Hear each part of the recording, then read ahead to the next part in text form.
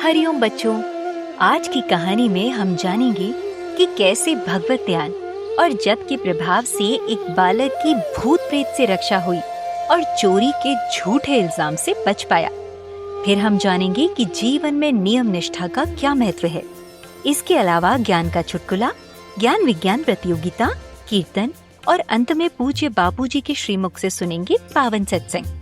तो आइए पूज्य गुरुदेव का स्मरण करते हुए शुरू करते हैं आज का बाल संस्कार केंद्र। जंपिंग। सभी बच्चे थोड़ी देर अपने स्थान पर खड़े होकर कूदेंगे।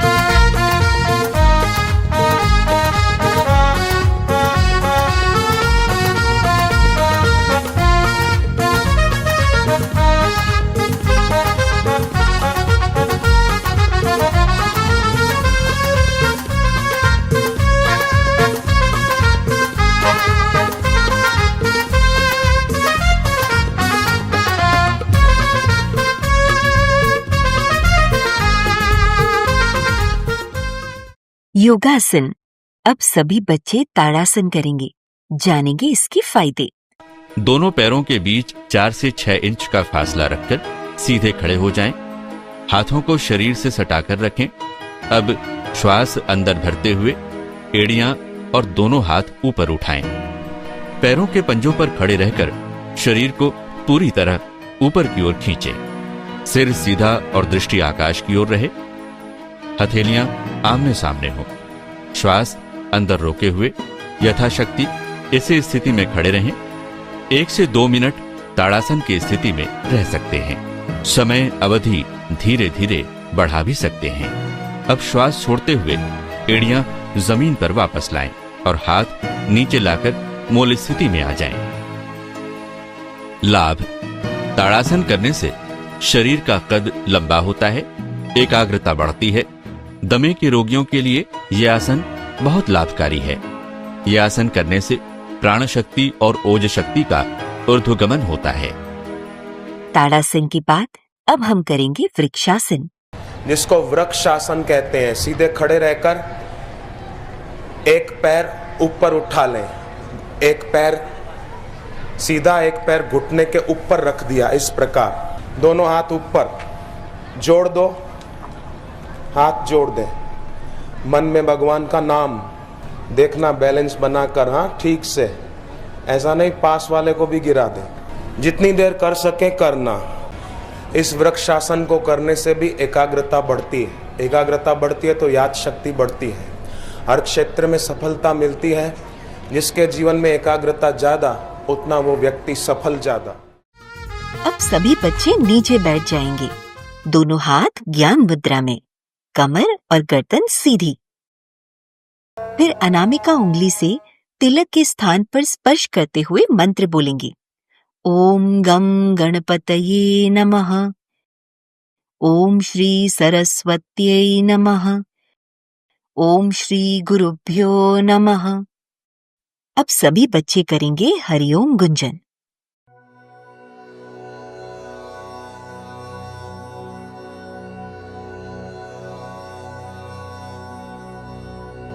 हरि ओम।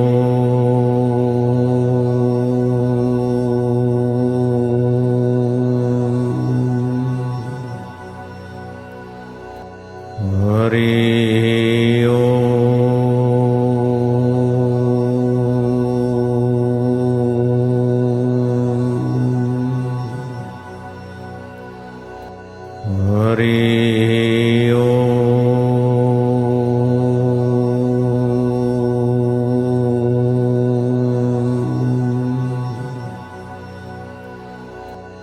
हरि ओम।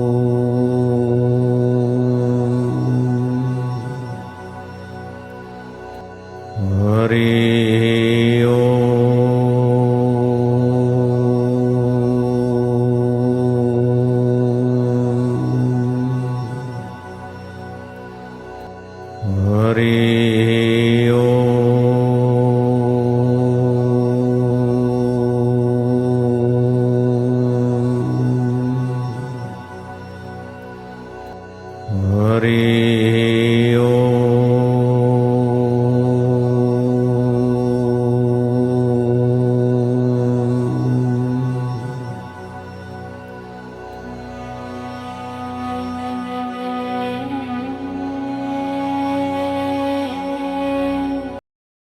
अब सभी बच्चे हाथ जोड़कर पूज्य सद्गुरुदेव की प्रार्थना करेंगे।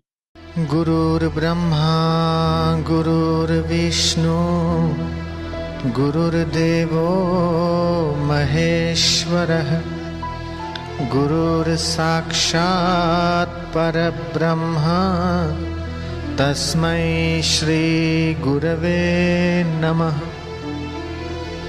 ध्यानमूलं गुरुर्मूर्ति पूजामूलं गुरुर्पदं मन्त्रमूलं गुरुर्वाक्यं मोक्षमूलं गुरुर्कृपा। अखण्डमण्डलाकारं व्याप्तं येन चराचरं तत्पदं दर्शितं येन तस्मै श्रीगुरवे नमः। त्वमेव माता च पिता त्वमेव बन्धु च सखा त्वमेव विद्या द्रविणं त्वमेव सर्वं मम देवदेव।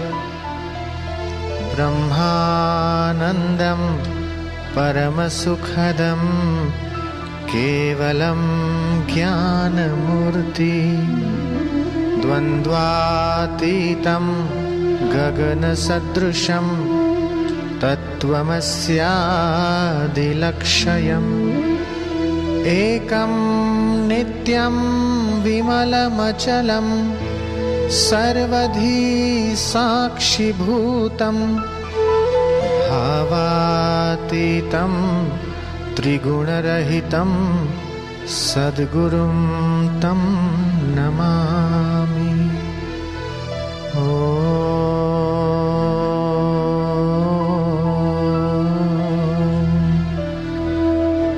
श्री गुरवे नमः।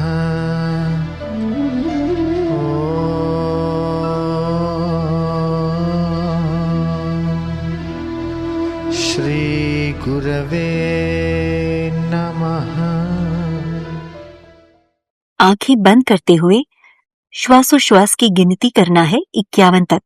जो बच्चे बिना गलती के 51 बार कर लेंगे उन्हें इनाम मिलेगा।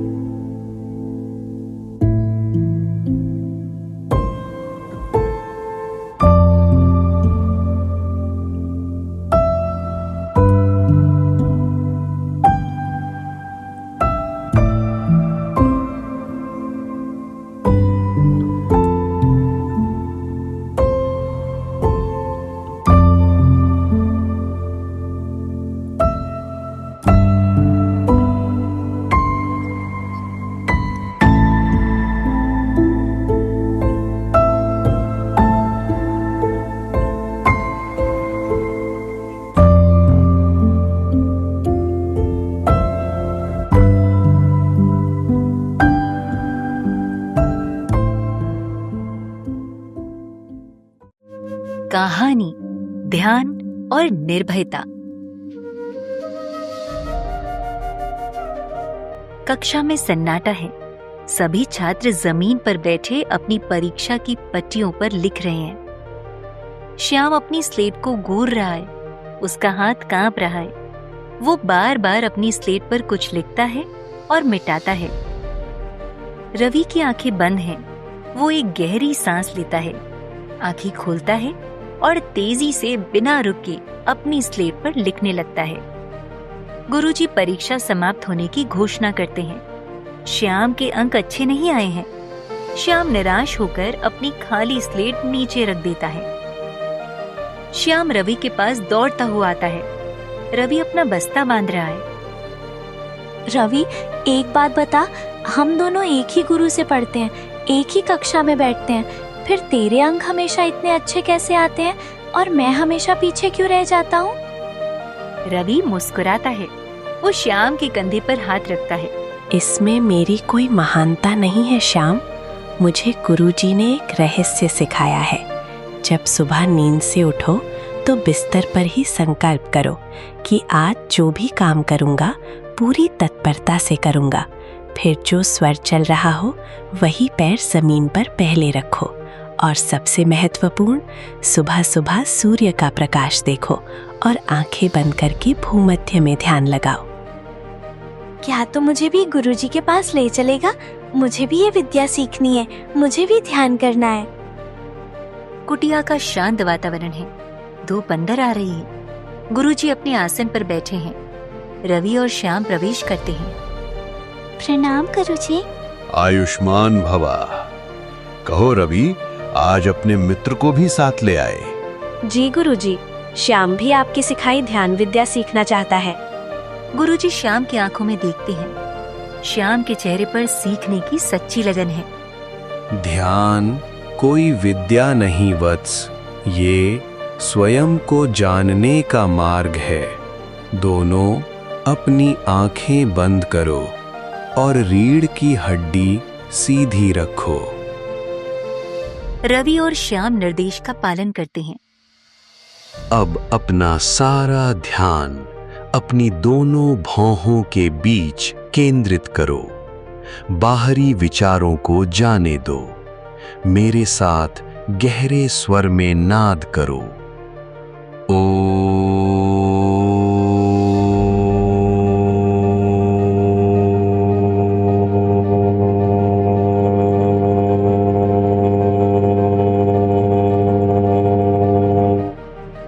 रवि और श्याम भी गुरुजी के साथ ओम का उच्चारण करते हैं। श्याम के चेहरे की घबराहट अब धीरे धीरे एक असीम शांति में बदल रही है।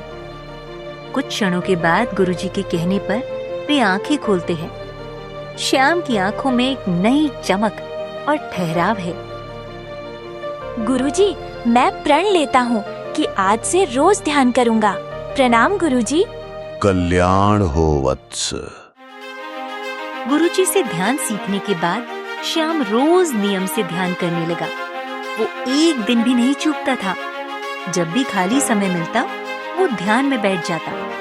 अब उस लड़के को इस एकाग्रता में आनंद आने लगा था। एक दिन वो अपने पिता के साथ जंगल से लकड़ियां काटने गया।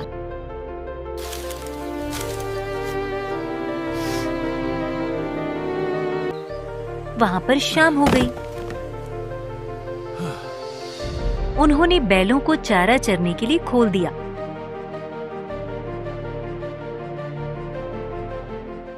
श्याम और उसके पिता लकड़ियों से लदी एक बैलगाड़ी के पास बैठे खाना खा रहे हैं। पिता उठते हैं और दूर तक देखते हैं। उनके चेहरे पर चिंता की लकीरें उभर आती हैं।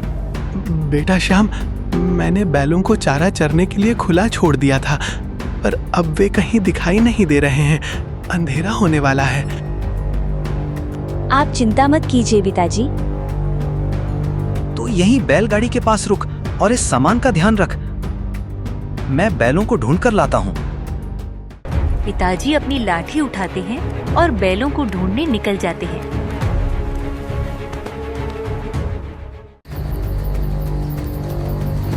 श्याम अकेला रह जाता है।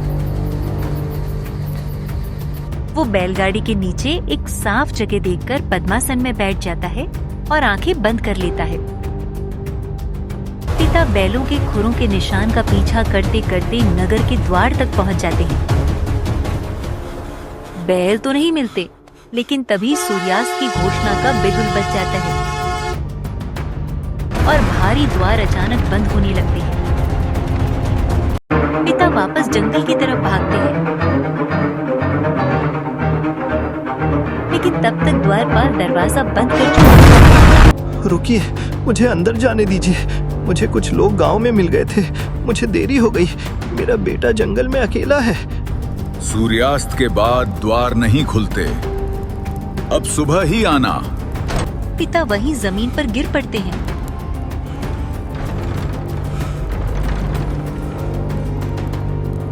हाय, मेरा बेटा जंगल में अकेला है। चारों तरफ भयंकर अंधेरा है। बैलगाड़ी के नीचे श्याम ध्यान में बैठा है। अचानक वातावरण सर्द हो जाता है। हवाओं की सनसनाहट भयानक आवाजों में बदल जाती है। बैलगाड़ी के कुछ ही दूरी पर एक पुराना शमशान है, जहां से धुआं उठ रहा है। श्याम के कानों में डरावनी फुसफुसाहटें गूंजने लगती हैं। सूखे पत्तों के कुचलने की आवाजें करीब आ रही हैं। अंधेरे से कुछ विकृत भयानक आकृतियां उभरती हैं। उनकी आंखें लाल हैं। वे श्याम के चारों ओर गोल घेरा बना लेते हैं। देखो, आज हमारा शिकार खुद चलकर यहाँ आया है। इसे डराओ, इसका खून जमा दो। हा हा हा हा हा। भूत प्रेत श्याम की ओर झपटते हैं। वे भयानक चेहरे बनाते हैं। श्याम के माथे पर पसीने की एक बूंद तक नहीं है। उसकी आंखें बंद हैं। उसके होंठ हल्के हल्के कांपते हुए भगवान का नाम जप रहे हैं। वो अपने गुरु के सिखाए ध्यान की चरम अवस्था में है। वो इन बाहरी आवाजों को पूरी तरह से बाधित कर चुका है। भूतों का मुखिया आगे आता है। वो श्याम के बिल्कुल चेहरे के पास अपना चेहरा लाता है और जोर से दहाड़ता है, लेकिन श्याम की एकाग्रता रत्ती भर भी नहीं टूटती। मुखिया की आंखें आश्चर्य से चौड़ी हो जाती हैं। उसका भयानक रूप शांत होने लगता है। रुक जाओ मूर्खों, ये कोई साधारण बालक नहीं। इसके चारों ओर ये कैसा रक्षक घेरा है। इसका तेज हमारी शक्तियां यहाँ भस्म हो जाएंगी। ये साक्षात ईश्वर के ध्यान में लीन है। हमारी इन भयानक शक्तियों का इस पर कोई प्रभाव नहीं पड़ेगा। इसकी परीक्षा मत लो, इसकी पूजा करो। जाओ, राज दरबार से सबसे अच्छा पकवान और सोने का थाल इसके स्वागत के लिए लेकर आओ। कुछ प्रेत हवा में गायब हो जाते हैं। श्याम अभी भी ध्यान मग्न है, इस भौतिक दुनिया और भूत प्रेतों की गतिविधियों से पूरी तरह अनजान।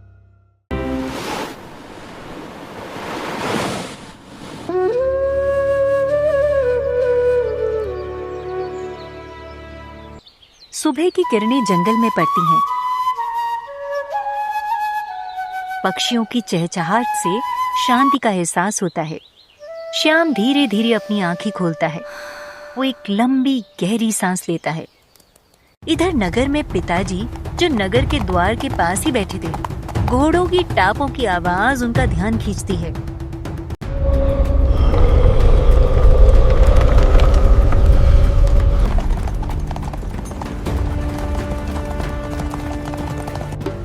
सुनिए बंधु, यहाँ क्या हो रहा है? इतने सारे सैनिक नगर के मुख्य द्वार पर। अरे क्या बताऊं बंधु, कल रात को राज दरबार से राजा का सोने का थाल चोरी हो गया। वही छानबीन करने ये सैनिक जा रहे हैं। सुनिए, कृपया मुझे भी नगर के बाहर ले चलिए। मुझे जंगल में जाना है। मेरा बेटा। हाँ, चलो हमारे साथ, तुम्हें जंगल तक छोड़ देंगे।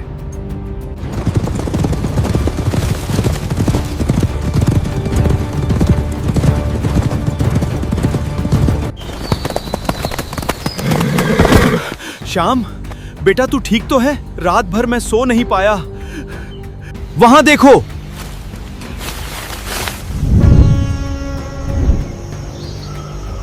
ये तो राजमहल का वही सोने का थाल है जो कल रात गायब हो गया था। तो ये बाप बेटे लकड़हारे नहीं बल्कि चोर हैं। श्याम हैरान रह जाता है। पकड़ लो इन्हें। हमने कोई चोरी नहीं की है। मैं तो रात भर यहाँ ध्यान में बैठा था। ले चलो इन्हें राजा के पास। परंतु स्मिये। चुपचाप चल राज दरबार में। तुम्हारा फैसला राज दरबार में ही होगा। पिता रो रहे हैं, जबकि सैनिक श्याम को जंजीरों में बांधते हैं। तो एक सैनिक श्याम को जोर से धक्का देता है और डराता है, लेकिन श्याम का संतुलन नहीं बिगड़ता और वो बस सैनिक की आंखों में करुणा से देखता है। दरबार खचाखच भरा है। राजा सिंहासन पर बैठे हैं। उनके चेहरे पर क्रोध है। सैनिक श्याम और उसके पिता को जंजीरों में लेकर आते हैं। महाराज, हम निर्दोष हैं। मैं तो कल रात नगर के अंदर ही रह गया था और मेरा बेटा जंगल में था। हम लकड़हारे हैं, चोर नहीं। अगर तुम चोर नहीं हो तो राजमहल का सोने का थाल तुम्हारी बैलगाड़ी तक कैसे पहुंचा? महाराज, मेरे पिता सत्य कह रहे हैं। मैं रात भर शमशान के पास अपनी बैलगाड़ी के नीचे केवल भगवान का ध्यान कर रहा था। मुझे इस थाल के बारे में कुछ भी ज्ञात नहीं है। तुम्हारा साहस और चेहरे का ये ओज किसी अपराधी का नहीं हो सकता। तुम चोर नहीं लगते, पर यह रहस्य मेरी समझ से परे है। इनको मुक्त करो, लेकिन मुझे इस बालक की सच्चाई का पता लगाना है। चलो, हम अभी तथागत भगवान बुद्ध के पास चलेंगे। केवल वही इस रहस्य का भेदन कर सकते हैं। बुद्ध एक वृक्ष के नीचे ध्यान में बैठे हैं। राजा, सैनिक, श्याम और उसके पिता वहां पहुंचते हैं। राजा ससम्मान बुद्ध को प्रणाम करते हैं। हे तथागत, ये बालक चोरी के इल्जाम में पकड़ा गया, लेकिन मेरा मन गवाही दे रहा है कि ये बालक अपराधी नहीं है। आप ही हमें सत्य बता सकते हैं।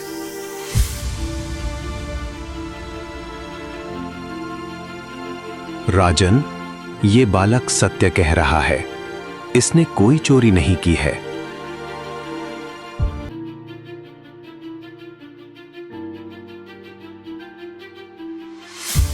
कल रात जब ये बालक घोर अंधकार में शमशान के पास अकेला था, तब प्रेत शक्तियों ने इसे डराने का प्रयास किया, किंतु ये बालक अपने गुरु के सिखाए ध्यान और जप में इतना मग्न था कि भय का उस पर कोई प्रभाव नहीं पड़ा।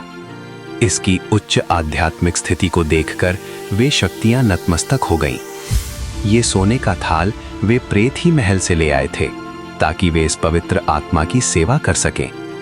जो व्यक्ति ध्यान में मग्न रहता है, जिसके मन में कोई भय नहीं होता, उसकी सेवा केवल मनुष्य ही नहीं बल्कि प्रकृति और सूक्ष्म शक्तियां भी करती हैं। गुरु के बताए मार्ग पर चलने वाले का अमंगल कोई नहीं कर सकता। राजा मुस्कुराते हैं और सैनिकों को इशारा करते हैं। सैनिक तुरंत श्याम और उसके पिता की जंजीरें खोल देते हैं। पिता रोते हुए श्याम को गले लगा लेते हैं। तो देखा बच्चों, इस कहानी से हमें ये शिक्षा मिलती है कि जो अपने गुरु के बताए हुए जप और ध्यान के नियम को रोज करता है, वो किसी भी परिस्थिति में डरता नहीं और उसका कोई अमंगल कर ही नहीं सकता। अब हम सुनेंगे भजन। हिम्मत ना हारिए प्रभु ना बिसारिए, हिम्मत ना हारिए प्रभु ना बिसारिए, हंसते मुस्कुराते हुए जिंदगी गुजारिए, हंसते मुस्कुराते हुए जिंदगी गुजारिए।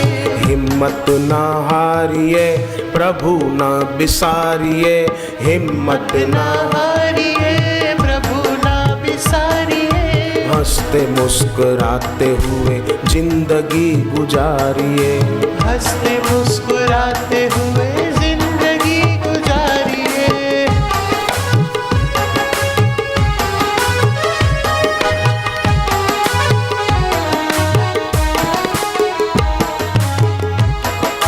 काम ऐसे कीजिए कि जिनसे हो सबका भला, काम ऐसे कीजिए कि जिनसे हो सबका भला, बातें ऐसी कीजिए जिनमें हो अमृत भरा, बातें ऐसी कीजिए जिनमें हो अमृत भरा। मीठी बोली बोल सबको प्रेम से पुकारिए, मीठी बोली बोल सबको प्रेम से पुकारिए, कड़वे बोल बोल के न जिंदगी बिगाड़िए, कड़वे बोल बोल के न जिंदगी बिगाड़िए। हिम्मत ना हार, हिम्मत ना हार, बापू तेरे साथ प्यारे, हिम्मत ना हार, हिम्मत ना हार, हिम्मत ना हार, बापू तेरे साथ प्यारे, हिम्मत ना हार।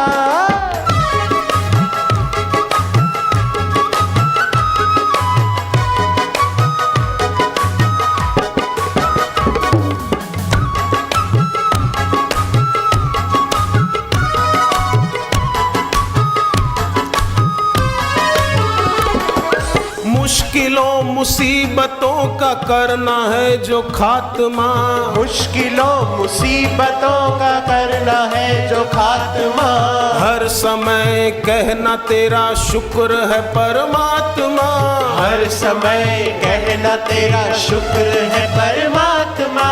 फरियादें करके अपना हाल ना बिगाड़िए, फरियादें करके अपना हाल ना बिगाड़िए, जैसे प्रभु राखे वैसे जिंदगी गुजारिए, जैसे प्रभु राखे वैसे जिंदगी गुजारिए, हंसते मुस्कुराते हुए जिंदगी गुजारिए, हंसते मुस्कुराते हुए जिंदगी गुजारिए।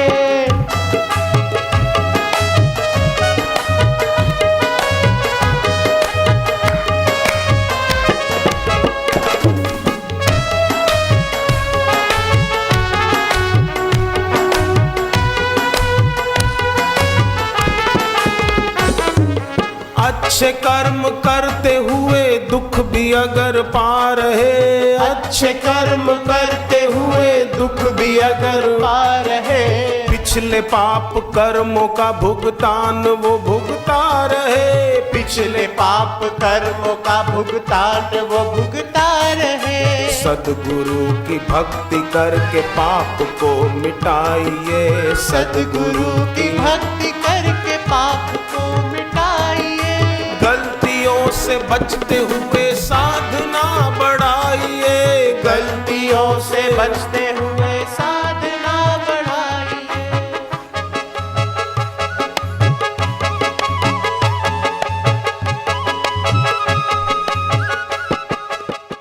अब बारी है ज्ञान विज्ञान प्रतियोगिता की। आपको एक प्रश्न पूछा जाएगा, उत्तर में 4 विकल्प होंगे और आपको 10 सेकंड में सही उत्तर बताना है। प्रश्न है, रामायण के अनुसार राम जी के पैर लगाने से कौन पत्थर से नारी रूप में बदल गई? विकल्प हैं शबरी, अनुसुईया, अहिल्या, अदिति।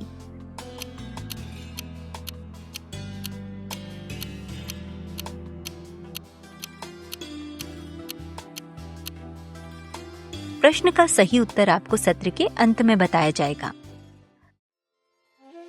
वज्रासन। बच्चों, आज हम आपको एक ऐसा योगासन बता रहे हैं जिसका रोज अभ्यास करने से शरीर वज्र जैसा बनता है, मन की चंचलता दूर होती है, शरीर में रक्त का कुशल संचरण होता है, व्यक्ति निरोग एवं सुंदर बनता है। ये आसन भोजन के बाद भी किया जा सकता है। इससे पाचन शक्ति तेज होती है, कब्ज दूर होती है, भोजन जल्दी हजम होता है, वायु का नाश होता है, रीढ़, कमर, जांघ, घुटने और पैरों में शक्ति बढ़ती है, कमर और पैर का वायु रोग दूर होता है, वीर्य दोष, घुटनों का दर्द आदि का नाश होता है, स्नायु पुष्ट होते हैं। ध्यान के लिए भी यह आसन उत्तम है। इस आसन का नाम है वज्रासन।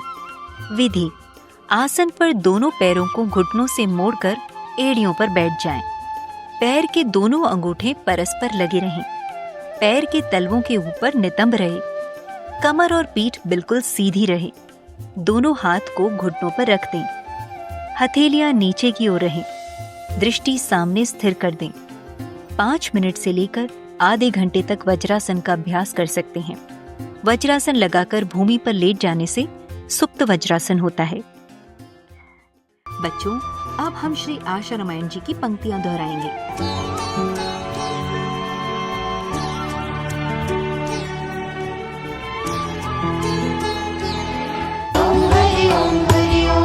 भाव ही कारण ईश है, न स्वर्ण काठ पाषाण, सतचित आनंद रूप है, व्यापक है भगवान।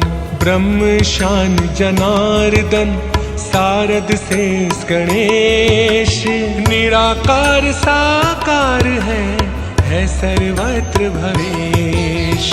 हुए आसुमल ब्रह्माभ्यासी, जन्म अनेकों लागे बासी, दूर हो गई आधी व्याधि, सिद्ध हो गई सहज समाधि। एक रात नदी तट मन आकर्षा, आई जोर से आंधी वर्षा। बंद मकान बरामदा खाली, बैठे वही समाधि लगा ली। देखा किसी ने सोचा डाकू, लाए लाठी भाला चाकू। दौड़े चीखे शोर मच गया, टूटी समाधि ध्यान खिंच गया। साधक उठाते बिखरे केशा, राग द्वेष ना किंचित लेशा। सरल लोगों ने साधु माना, हत्यारों ने काल ही जाना। भैरव देख दुष्ट घबराए, पहलवान जो मल्ल ही पाए। कामी जनों ने आशिक माना, साधु जन की ने परनामा।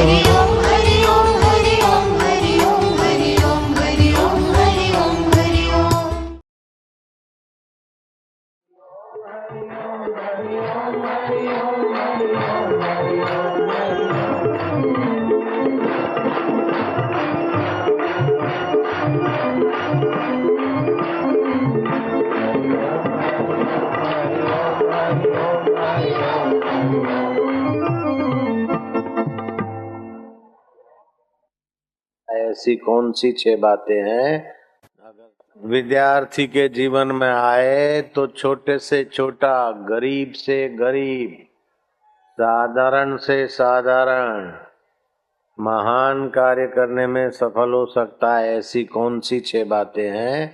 अगर जानते हैं वे हाथ ऊपर रखें, बोलेंगे नहीं। सत्संग में हम बताते हैं कई बार, 6 बातें ऐसी है कि जिसके भी जीवन में आए, चाहे विद्यार्थी हो, चाहे ऑफिसर हो, चाहे कोई हो, महान बन के ही रहेगा। बोलो। उद्यम साहसम धैर्यम, उद्यम साहसं धैर्यं बुद्धि शक्ति पराक्रमः, बुद्धि शक्ति पराक्रमः, षडेते यत्र वर्तन्ते, षडेते यत्र वर्तन्ते तत्र देव सहायकृत। तत्र देव सहायकृतम्। उद्यम, साहस, धैर्य, बुद्धि, शक्ति और पराक्रम, ये 6 जहां भी रहते हैं वहां परमात्मा देवता की सहायता बिना मांगे हाजिर रहते। भगवान की सहायता, भगवान स्वयं अंतर्यामी प्रेरक, ये 6 चीजें जहां भी हैं उसको भगवान की कृपा के लिए प्रार्थना नहीं करनी पड़ेगी, बुलाना नहीं पड़ेगा, बाट नहीं देखनी पड़ेगी। जीवन में उद्यम होना चाहिए, और जो उद्यम जिस वक्त जो काम करना है वो करना चाहिए। गांधी जी ने गीता पर व्याख्या लिखी, लोग हैरान हो गए कि बापूजी आप गीता पर व्याख्या लिखे, आप तो व्यस्त हैं, समय कहाँ से निकाला? तो इन्हीं दिनों में गीता, इन दिनों में तो आपकी प्रवृत्ति में आप तो रचे पचे थे, तो गीता लिखने का समय आपका कहाँ से आया? बोले गीता लिखने का समय में रोज 20 मिनट नियत समय पे निकालता था। तो जिसका इरादा पक्का है और समय का उपयोग जानता है वो बहुत काम करते सब हुए भी आध्यात्मिकता के लिए, ईश्वर के लिए समय निकाल सकता है। तो ये मैं गीता पे टीका लिखी, व्याख्या लिखी, तो रोज 20 मिनट समय को हम बचा के निकालते नियत समय पर। बोले समय नहीं मिलता, समय नहीं मिलता, भजन करने का समय नहीं मिलता, भगवान को खोजने का समय नहीं मिलता। समय नहीं मिलता तभी भी रोटी तो खा लेते, नींद तो कर लेते, पानी तो पी लेते। तो जितना शरीर को रोटी, पानी और नींद की जरूरत है उतना ही अपने को आत्मा परमात्मा के ज्ञान की जरूरत है। तो इसके लिए ये 6 बातें हैं। संसार में सफल होना हो चाहे भगवान को पाने में सफल होना हो, 6 बातें जितनी ज्यादा होगी उतना वो आदमी सफल होगा। चाहे किसी क्षेत्र में हो, चाहे बिजनेसमैन बनना हो, चाहे बड़ा उद्योगपति बनना हो, चाहे बड़ा नेता बनना हो, चाहे बड़ा संत बनना हो, चाहे बड़ा उद्धारक बनना हो, ये 6 चीजें जितनी अधिक होगी उतना अपने अपने क्षेत्र में वो महान बन जाएगा। चाहे फिर कन्या हो, चाहे बच्चा हो, बच्ची हो, माई हो, भाई हो, 6 बातें चाहिए। एक तो उद्यमी रहे, आलसी नहीं, भाग्य के भरोसे मत बैठो। क्यों से ऐसे तो भाग्य माथा से नहीं, मनुष्य अपने भाग्य का आप विधाता है। पहले का किया हुआ कर्म अभी भाग्य और अभी के कर्म कल का भाग्य है। इसलिए आलसी पलायनवादी के भाग्य के भरोसेवादी नहीं बनना, उद्यमी बनना चाहिए। ठीक है, उद्यम, फिर साहस। डजनों हाथी होते लेकिन एक सिंह गर्जना करता है तो डजनों हाथी भाग खड़े होते। क्यों? कि शेर में साहस है। हाथी के सिर पे छलांग मार के चढ़ जाता और पंजों से हाथी का सिर फाड़ देता है। शेर तो बटके जितना हाथी के आगे, लेकिन साहसी है। हाथी में ताकत नहीं ऐसी बात नहीं, हाथी अब आगे में ताकत इतनी है कि अगर वो साहसी बने तो शेर को अपनी सूंड में पकड़ के जैसे नींबू नीचे होते ने ऐसे नीचों के फेंक देवे। हाथी अगर साहसी बन जाए तो सिंह को पकड़ के पैर तले चटनी बना सकता है, लेकिन साहस की कमी है, डरपोक है, मुआ इतना पाड़े जैसा भी क्या, हाथी तो कितना मोटा है, पाड़ा तो कुछ नहीं उसके आगे, लेकिन उसके जीवन में उद्यम साहस नहीं है। बल तो है, शरीर भी बड़ा है, तो शरीर बड़ा हो गया तो क्या, बल हो गया तो क्या, लेकिन बुद्धि भी हो जाए और साहस ही नहीं है तो फंस जाएगा। किडनैप कर जाते बुद्धिमानों को साहसी लोग, और 2-2 करोड़ रुपया औकात है कि 2 करोड़ देगा तब छोड़ेगा। आजकल वो गैंग अहमदाबाद में काम कर रही है, 2-4 आदमी को लेके गए, 1.5 करोड़ 2 करोड़ रुपया। फिर इनकम टैक्स वाले पूछे कि तुमने 2 करोड़ दिया, बोले नहीं दिया। अगर हाँ बोले तो पेनल्टी लाओ, हमको भी दो। फिर तो रोके देना पड़ता है। 2-2 करोड़ 1.5 करोड़ ऐसे 4 आदमी अहमदाबाद से गए, मेरे को कल किसी ने बताया।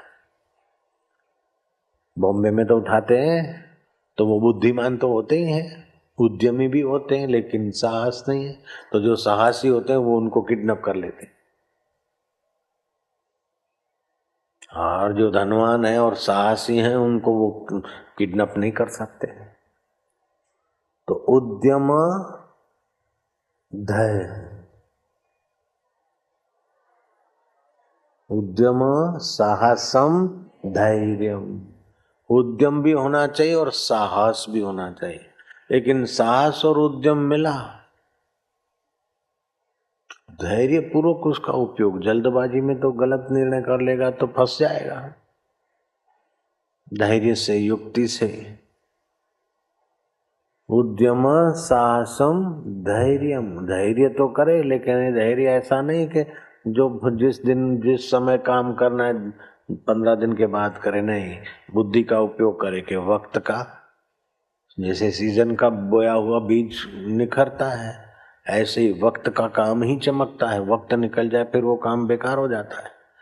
तो उद्यमी होना चाहिए, उसके साथ साहसी होना चाहिए, साहसी के साथ अति उतावले नहीं, धैर्य से। फिर धैर्य इतना नहीं है कि बाबा आदम के जमाने की बातों में पड़ा रहे, उसमें बुद्धि का उपयोग करें।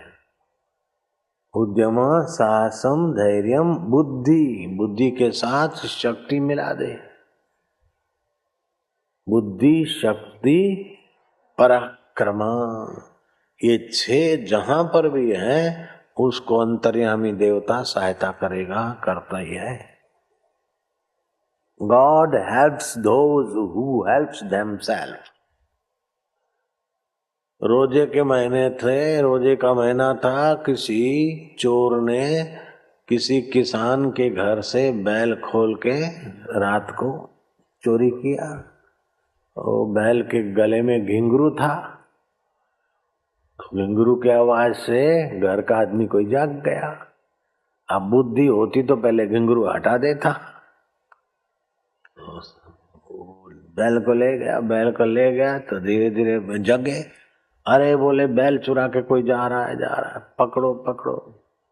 तो वो आदमी कहता कि खुदा ताला मैंने तो रोजा रखा है, तू बचा दे, खुदा ताला मेरे को बचा दे, आ रहे लोग।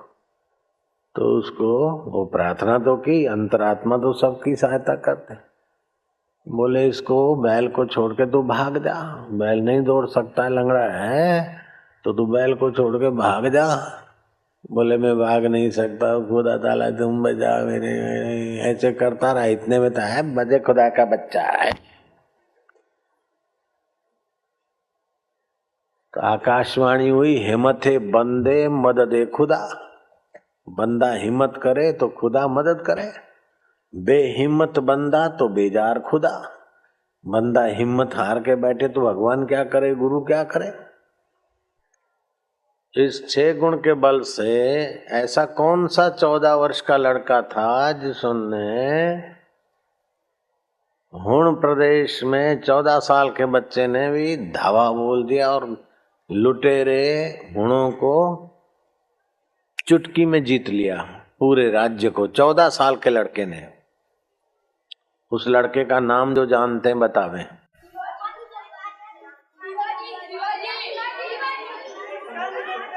हाँ, स्कंद गुप्त, कुमार गुप्त का बेटा। बैठ जाओ। तैयार हो जाइए प्रश्नोत्तरी के लिए। जब जंगल में शाम हो गई और पिताजी बैलों को ढूंढने गए, तब श्याम अकेले डरने की बजाय बैलगाड़ी के नीचे बैठकर क्या कर रहा था? नियम को दृढ़ता पूर्वक पालन करने से क्या लाभ होता है? पूज्य बापूजी आज भी किन नियमों का सदैव पालन करते हैं? वज्रासन से क्या लाभ होता है? आज के सत्संग से आपको क्या सीख मिलती है? ज्ञान विज्ञान प्रतियोगिता प्रश्न का सही उत्तर है अहिल्या। सभी बच्चे अपने अपने स्थान पर आरती करेंगे। शुभं करोति कल्याणं आरोग्यं सुख संपदां शत्रुबुद्धि विनाशाय दीपज्योति नमोस्तुते। दीपज्योति परब्रह्म दीपज्योति जनार्दन दीपो हरतु मे पापं संध्या दीपो नमोस्तुते। जगमग जगमग ज्योत जले मेरे बापू के दरबार में। जगमग जगमग ज्योत जले मेरे साईं के दरबार में। जगमग जगमग ज्योत जले मेरे बापू के दरबार में। जगमग जगमग ज्योत जले मेरे बापू के दरबार में।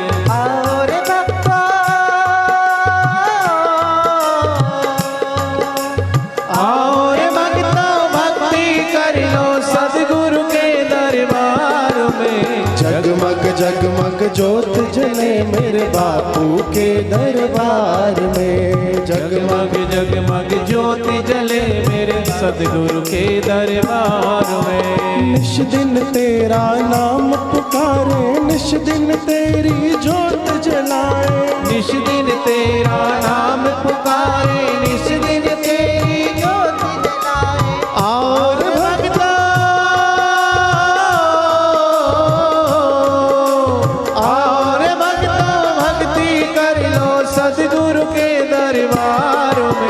जगमग जगमग ज्योत जले मेरे बापू के दरबार में। ऐसी अंतर ज्योत जगाओ हम दीनों को पार लगाओ। ऐसी अंतर ज्योत जगाओ हम दीनों को पार लगाओ।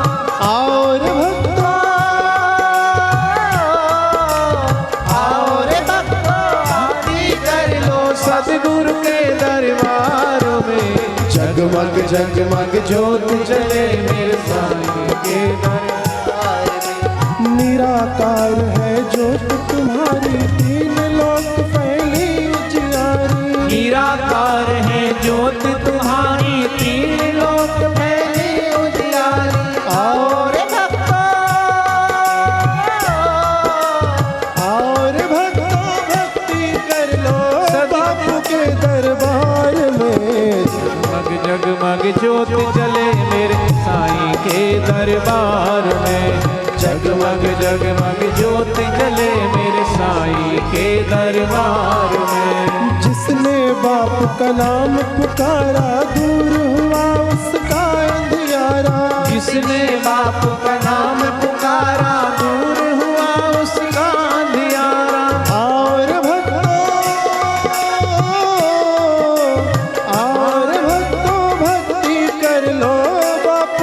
दरबार में ज्योत जले मेरे बापू के दरबार। नील गगन के चांद सितारे ऐसे लगे बापू नयन तुम्हारे। नील गगन के चांद सितारे ऐसे लगे बापू नयन तुम्हारे।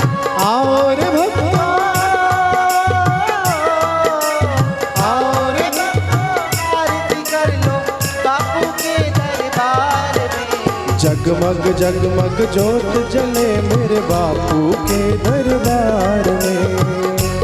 जगमग ज्योत जले मेरे बापू के दरबार में। प्रेम सहित जो आरती गावे दुख दरिद्र निकट नहीं आवे।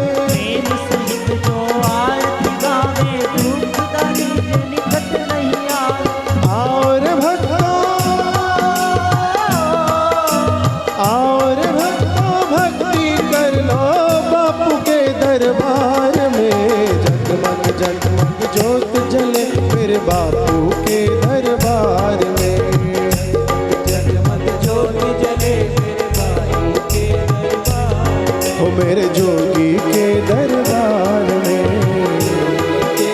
जय जय आसाराम जी, जय जय आसाराम जी, जय जय आसाराम जी, जय जय आसाराम जी, करूँ मैं तेरी आरती, जय जय आसाराम जी। स्वामी मोहे ना विसारियो, चाहे लाख लोग मिल जाए, हम सम तुमको बहुत है, तुम सम हमको ना। दीन दयाल को विनती, सुनह गरीब नवाज, जो हम पूत का पूत है, तो है पिता तेरी लाज। हरि हरि ओम।